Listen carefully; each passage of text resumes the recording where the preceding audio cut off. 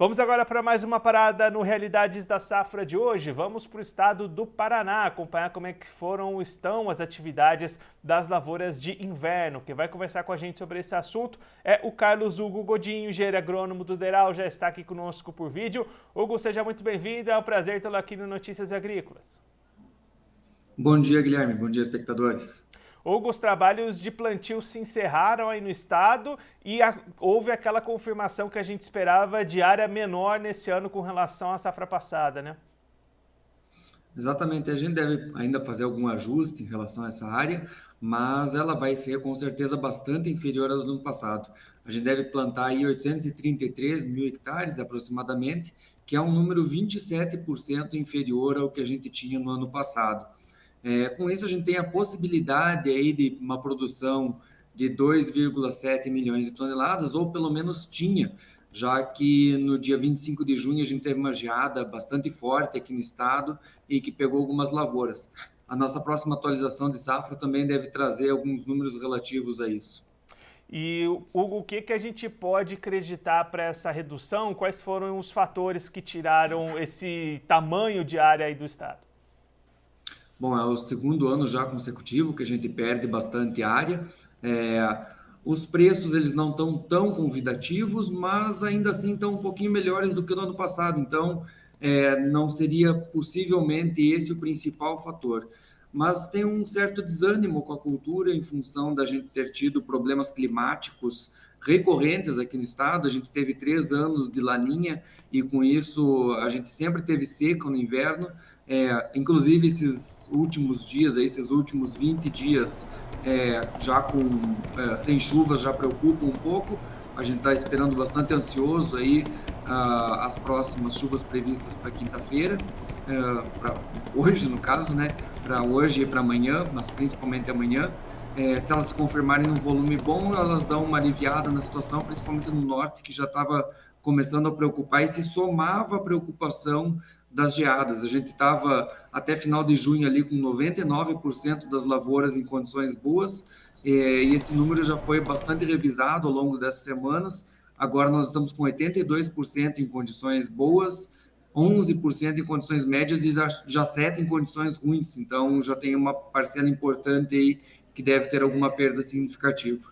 E aí, Hugo, daqui para frente, o que o produtor precisa prestar atenção? Quais são os pontos de manejo e de atenção daqui para frente para tentar manter um bom potencial produtivo? A gente observou logo junto das geadas uma frente fria que trouxe bastante chuvas, e essas chuvas, elas num primeiro momento até assustaram, mas com o passar dos dias já secou o tempo, e como a gente disse, 20 dias sem chuvas aí, possibilitaram um avanço bastante grande dos tratos culturais nas lavouras, os problemas que estavam se levantando de questão de fungos já foram relativamente controlados. A gente tinha algumas manchas já tomando conta principalmente das lavouras mais novas, mas que foram controladas a contento. Então agora o produtor fica observando realmente o tempo. A gente ainda tem metade das lavouras hoje em condições propícias a sofrerem perdas por geadas, apesar de não ter nenhuma frente fria tão relevante assim no nosso radar, e outra metade que ainda está por entrar. Então a gente tem que observar agora bastante tempo mesmo e ver como que isso se desenvolve no estado. E Hugo, olhando agora também para o mercado, como é que estão as oportunidades de venda, de comercialização para o trigo aí no estado? No estado aqui a gente tem uma necessidade só dentro do estado de 4 milhões de toneladas para a nossa moagem.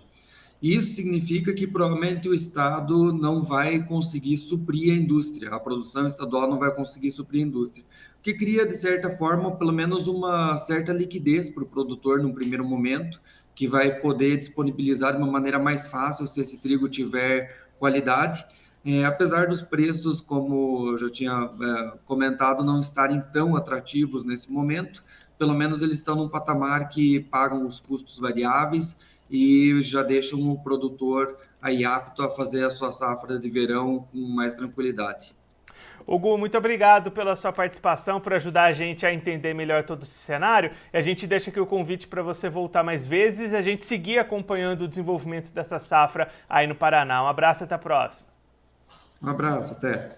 Esse é o Carlos Hugo Godinho, engenheiro agrônomo do DERAL, conversou com a gente para mostrar como é que estão as lavouras do trigo lá no estado do Paraná. Os trabalhos de plantio se encerraram com cerca de 27% menos área cultivada em relação à safra passada. E aí, além dessa redução grande de área, as lavouras já começam a sentir impactos de clima e deficiência de potencial produtivo, Hugo destacando as fortes geadas que foram registradas no Paraná no último dia 25 de junho. Isso diminuiu a qualidade das lavouras e deve ter impacto no potencial produtivo. A expectativa inicial do estado era produzir algo em torno de 2,7 milhões de toneladas, mas esse número deve ser revisado nas próximas divulgações do DERAL, justamente refletindo esse impacto das geadas nas lavouras.